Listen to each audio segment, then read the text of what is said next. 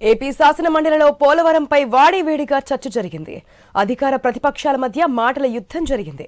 మంత్రి నిమ్మల రామానాయుడు, మండలి ప్రతిపక్ష నేత బొత్స సత్యనారాయణ మధ్య మాటల తూటాలు పేలాయి. పోలవరం ఎత్తు పెంపుపై ఇరువురు నేతల మధ్య వార్ నడిచింది. పోలవరం ఎత్తును తగ్గిస్తున్నారా లేదా? మంత్రి నిమ్మల సమాధానం చెప్పాలని బొత్స డిమాండ్ చేశారు. పోలవరం ఎత్తుపై ప్రశ్నిస్తే కూటమి నేతలు రాద్ధాంతం చేస్తున్నారని మండిపడ్డారు.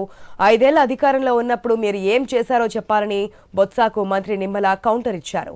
టీడీపీ హయాంలోనే 72% పోలవరం ప్రాజెక్టు పనులు పూర్తయ్యాయని, మరి వైసీపీ పాలనలో ఏం చేశారో చెప్పాలని నిమ్మల ప్రశ్నించారు. పోలవరం తామే పూర్తి చేస్తామని, నీళ్లు తామే ఇస్తామని నిమ్మల చెప్పుకొచ్చారు.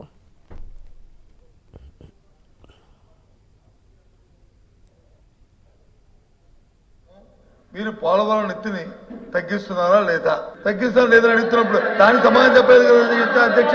పోలవరం అంటే స్వర్గీయ రాజశేఖర రెడ్డి గారు జ్ఞాపకం వస్తారు. నేను వెళ్ళాను దానికి హోమ్ మినిస్టర్ చేసినప్పుడు ఐఎమ్ ది మ్యాన్. మా అద్భుతమైన కార్యక్రమంలో నాకు పాల్గొనే అవకాశం భగవంతుడు నాకు ఇచ్చాడు. మేము మార్చారు రైట్. వీళ్ళు వచ్చి ఏం చెప్తారు సార్ వీళ్ళు? అయినా దానికి వెళ్ళలేను. ఆ గొప్పలు మేము చెప్పుకోలేదు. కానీ ఇవాళ సూటిగా ప్రభుత్వం ఎత్తు తగ్గిస్తుందా, ప్రభుత్వం తగ్గించట్లేదా? సమాధానం చెప్పండి మంత్రి గారు. అధ్యక్ష, చాలా క్లియర్ గా ఇప్పుడే చెప్తూ ఉన్నారు.